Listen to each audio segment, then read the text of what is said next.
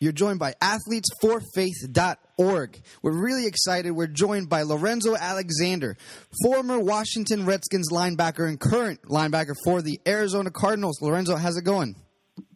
I'm doing pretty good. Yourself, D? Oh, man, just wonderful, having a good time here.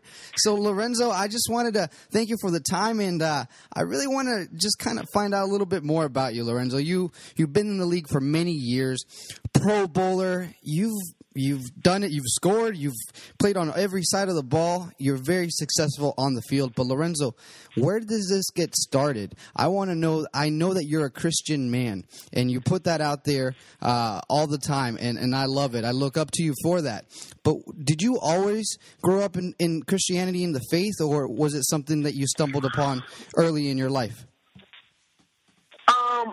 I think the majority of the people, I was one of those kids where your grandmother took you to church on Sundays with her. So I was exposed to it, but it wasn't something that I lived out, on a day-to-day basis as a kid growing up. And I was a good kid, but it's not like I would read my Bible on a daily basis, pray often, go to church often, on my own and, do study groups.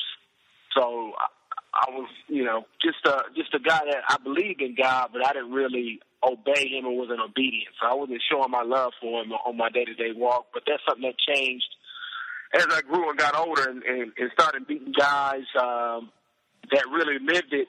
They talked it and lived it. And, I finally realized that it was something that I definitely needed in my life. When was it in that time that you came across that realization? Was it during the time that you were going to go to Cal, picked up by Cal, or in college, or in the pros? It was actually in the pros. It wasn't until I was going into my second year. It was like 2006.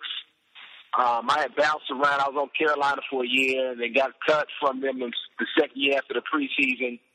And then I got wound up on the Redskins after doing a couple of tryouts and met several guys, Antoine Randall, James Thrash, Ronaldo Wynn, and then our team chaplain, Pastor Brett Fuller, guys that just, loved on me throughout the season.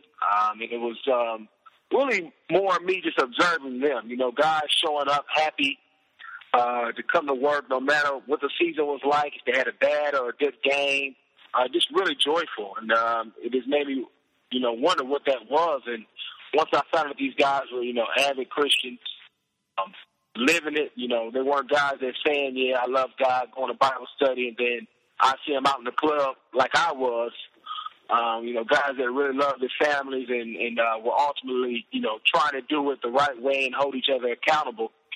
Because obviously we all fall short, but these guys are really, really trying to live up to the standards that Jesus calls us to be as men. So those guys really, really turned my heart towards the Lord.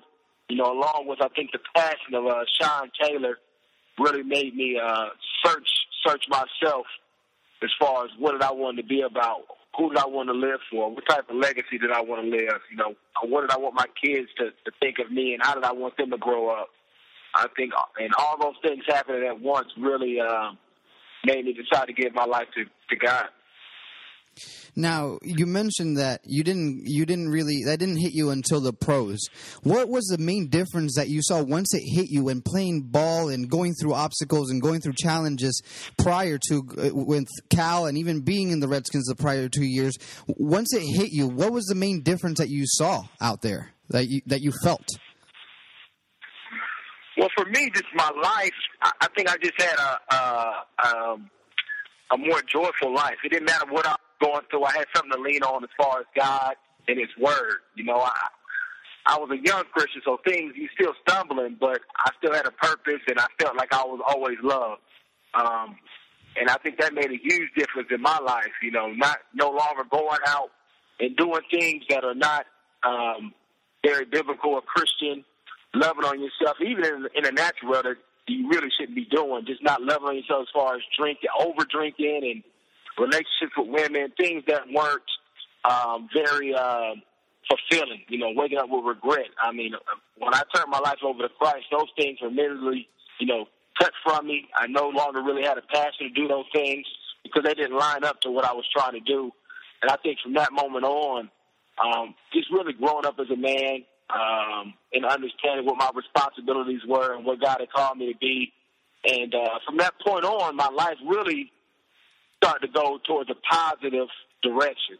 Not to say that, anybody that gives their life to Christ, things are going to start happening, but when I start trying to live the right way, do the things the right way, and follow on and use these guys that I talked about earlier as mentors and really try to search for Christ's heart, I end up making a team. I end up getting a family. I end up having kids, things that are fulfilling, things that you don't wake up regretting that you did, and things that I can look back and, 100 years from now, in my family, people can say, your great-great grandfather Lorenzo Alexander was this type of man. They won't be talking about, he had, 3-4 cars, or he played in the NFL. They'll be talking about what type of person he was and how I represented God and how I, got our family moving in the right direction.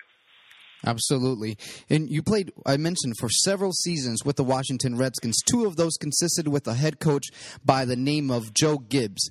What was it like playing under Coach Gibbs? And he was a manly, a Christian guy. He put it out there. What did you learn from him? It was great. You don't really see that around football. There's a lot of, things that are only,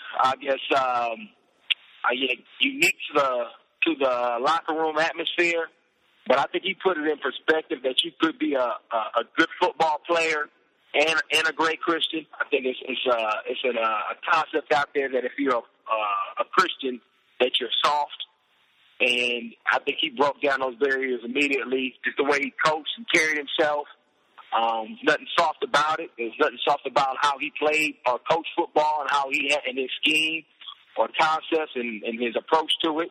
And he also was a Christian. So it was, really my first time seeing somebody that was strong in a place of influence and power that was also a Christian man. And I think he held it up at a very high standard. Absolutely. Now, let me ask you, do you identify with a specific character in the Bible? Is it a David and Goliath for you when you go out on the field? Because we know that you hit people hard. What character are you in the Bible? That's kind of hard to say. Yeah, I'm actually starting to read the Bible for the first time right now, like all the way through. And I'm only in the first 2 books so far. It's something that I've been postponing, but I don't know. I kind of identify with Moses right now, just how I've kind of gone through with him.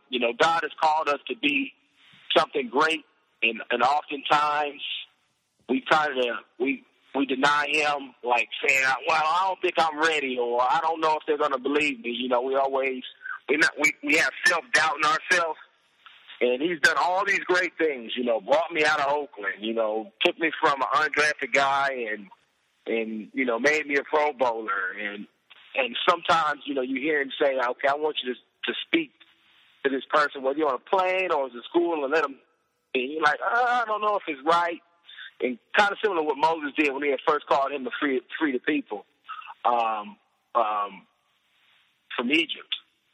So right now, I kind of identify with him, but after a while, obviously Moses went through that whole thing. He did it, and I think he found strength in it, kind of who he was in God and felt comfort. And his faith, I think, grew from him stepping out of his comfort zone. And I found out that on many times, going out and speaking to God or speaking to a friend who I feel uncomfortable talking to that about that. Once I do it, I think my faith grows and I become stronger through Christ. After, kind of stepping outside of your box, because he's going to provide whatever you need. He's going to provide the words for your lips. He's going to provide the tools. He's going to open up that person's heart to what you're trying to tell them, so that you can plant a seed. So that's kind of something that I've kind of been thinking about since I've just kind of started reading the first couple of chapters in the Bible. That's awesome.